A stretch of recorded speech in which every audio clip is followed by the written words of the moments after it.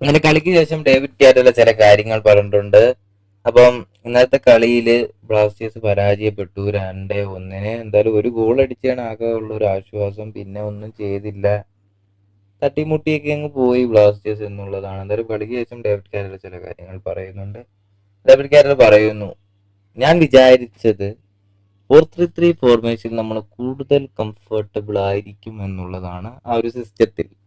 പക്ഷേ ഞാൻ ഇന്നലെ ചെയ്തതെന്ന് വെച്ചാൽ കുറച്ച് മാറ്റങ്ങൾ നടത്തിയിട്ടുണ്ടായിരുന്നു കളിയിൽ. അപ്പൊ അത് മികച്ച രീതിയിൽ ഫലം കണ്ടില്ല. അത് അല്ല, ഞാൻ ചെയ്ത വളരെ വലിയൊരു തെറ്റായിരുന്നു എന്ന് ഡേവിഡ് കാറ്റൽ തുറന്ന് സമ്മതിക്കുകയാണ്. സത്യമാണ്, ഡേവിഡ് കാറ്റൽ ടാക്ടിക്സിൽ മാറ്റം വരുത്തുന്നത് വളരെ മോശമായിട്ടാണ്. കാരണം ഇപ്പം ടാക്ടിക്കൽ വൈസ് ഡേവിഡ് കാറ്റൽ അത്ര മികച്ചതാണെന്ന് വെച്ചാൽ അല്ലെന്ന് പറയേണ്ടി വരും. കാരണം 8 മത്സരം കളിച്ച് ബ്ലാസ്റ്റേഴ്സ് 3 വിജയിച്ചുള്ളൂ, ബാക്കി 5 കളികളും പൊട്ടി എന്നുള്ളതാണ് ബ്ലാസ്റ്റേഴ്സിന് മറ്റൊരു റെക്കോർഡുണ്ട് ഡേവിഡ് കാറ്റയുടെ അണ്ടറിൽ.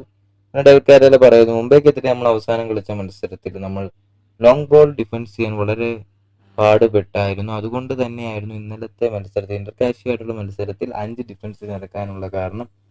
പക്ഷെ നമ്മൾ മികച്ച രീതിയിൽ പ്രതിരോധത്തിൽ നമ്മൾ കാഴ്ചവെച്ചു, നല്ല പ്രകടനം കാഴ്ചവെച്ചു എന്നാണ് പറയുന്നത്.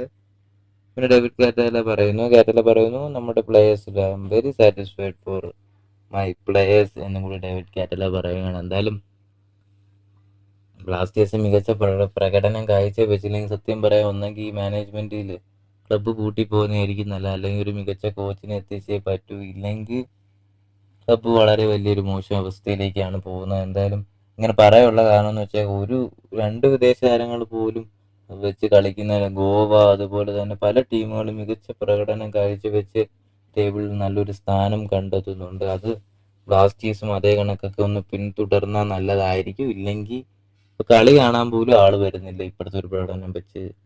ഇല്ലെങ്കിൽ ആ ഒരു അവസ്ഥയിലൊക്കെ പോകും ബ്ലാസ്റ്റേഴ്സ് ഇനി അങ്ങനെ തുടർന്നാൽ.